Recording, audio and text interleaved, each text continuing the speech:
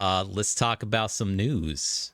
Starfield is instance-based. A modder, he worked on a mod in Skyrim that allows you to open the double gates in front of a castle and seamlessly walk from outside of a castle to inside with no loading screens. It was one of the most profound mods ever to exist. I believe that's the same guy. Came out saying the Starfield game is also instance-based, unfortunately, which means there's going to be a hidden loading screen from which you, when you're standing outside of the starship or outside of your ship, to the point where you're inside walking around. And when you see the demo, you can see there are transitional animations that try to fix that, try to hide that, which is a lot better than what we've seen before in Bethesda's games, specifically Skyrim and Oblivion, etc. You know, that just fades to black to let you know you're loading into another world level, so to speak. But that just wanted to bring attention to that modders know, you know, they can smell like like a mile away, just like how I can smell horrible writing in Starfield. Oh my god, look at how it's coming together. That means there's a set built by an intelligence. Now, it's not to say that, you know, Starfield's not going to be an awesome experience. It's going to be fun. Every new Bethesda game, for the most part, usually is fun.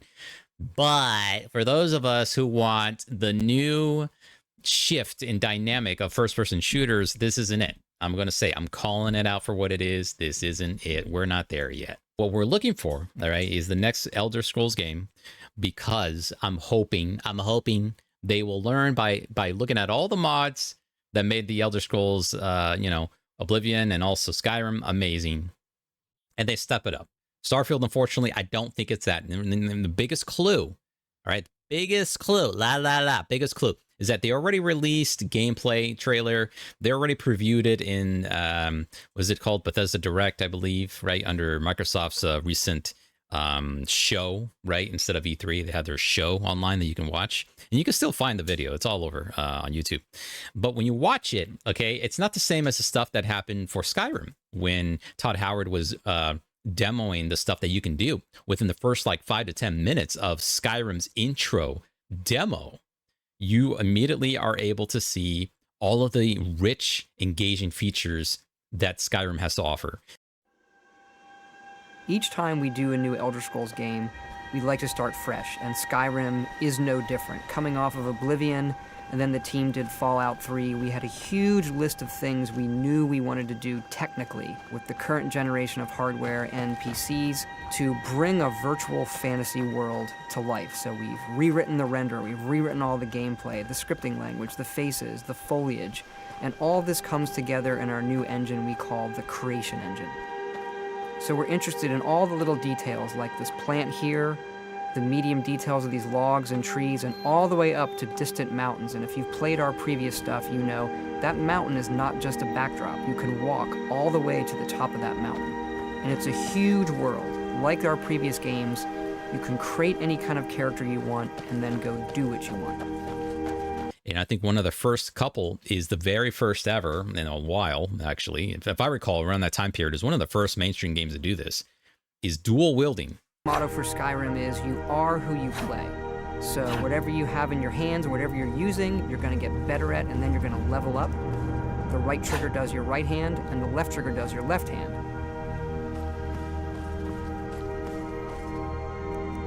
And you could put either a weapon or a spell.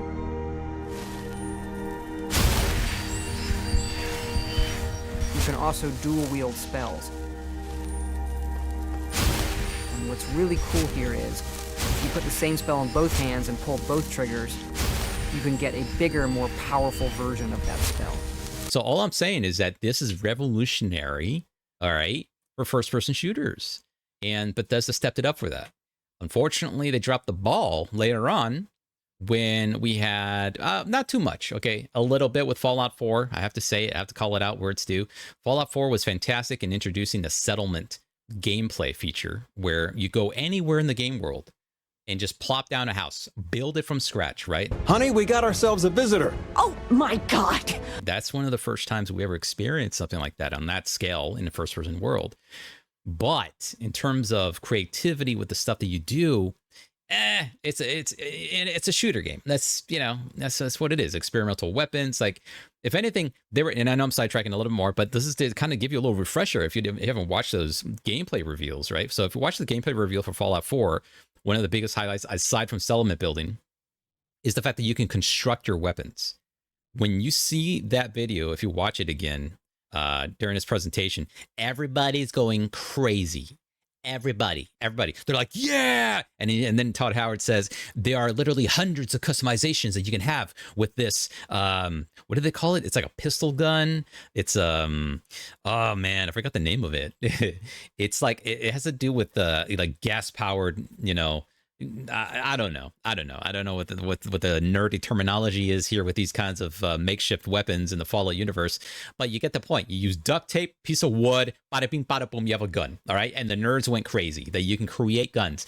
But unfortunately for that, all right, we're staying on topic for a second. Unfortunately for those guns, they were shitty. Nobody wanted them. You can make them into a sniper rifle. You can make them into an assault rifle. You can make them into an SMG. You can make them into a pistol. You can make them into a Magnum heavy hitter pistol, but nobody cared because they still were not.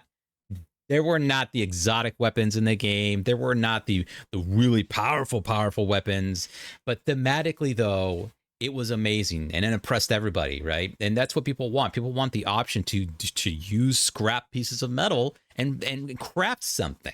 Starfield, we're not seeing a lot of innovation. Their biggest sell is that it's, like you can go off to outer space, go to another random generated planet, and do what, Todd Howard? Plop down a base like Fallout 4. Oh my god! That's it. I could just load up Starcitizen. That's it. Screw it. I'm going to go with Starcitizen. They do it better. I hate to say it. Now, yes, it's a Bethesda game. Yes, you're going to feel like a sci-fi experience. But unfortunately, it's still Fallout 4 with a sci-fi mod package. That's what I'm saying. I feel like that's what it's going to become. And it's not too innovative. And if you watch the interviews, you'll hear Todd Howard say that he's actually more excited for the next Elder Scrolls because it's going to be his last one because he's going to retire. Apparently, that's the rumor. He's going to retire. He says, you know what? According to my age, I'm going to retire soon, and that's going to be my last one. So that being the last one, you think is going to have some sort of influence to make that one of the most impactful first-person shooters ever. We'll see. I mean, not a shooter, all right? Action, fantasy, whatever you want to call it, right? It's just as impressive as Oblivion first came out, and hopefully as impressive as Skyrim when that came out. Skyrim was like, forget about it, right? So, and like, you go back to Skyrim. Skyrim, I think, was the last game changer with a lot of Bethesda games. And I just want to say this, amongst the cool, amazing mechanics that you have in that game, the dual casting with both arms, both hands, you also had dragons.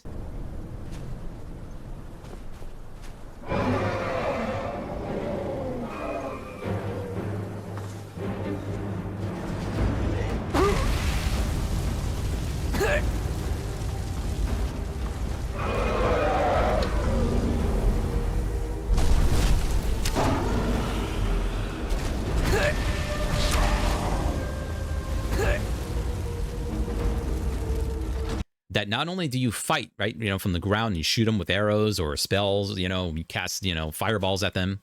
But when they die, though, you have never seen the likes of this. That towering dragon comes crashing down and changes the terrain, the flooring, the ground from which you are, right? And you feel it. And then you get these superpowers and you collect some really good loot like dragon bone and dragon scales. Like it's a whole experience, right? So they try to bring that over to Fallout 76 with their epic Scorch Beast Queen thing. But because that world never changes and it's always on 24/7, all they got to do is open up a section to go explore, like Nuka World, for example.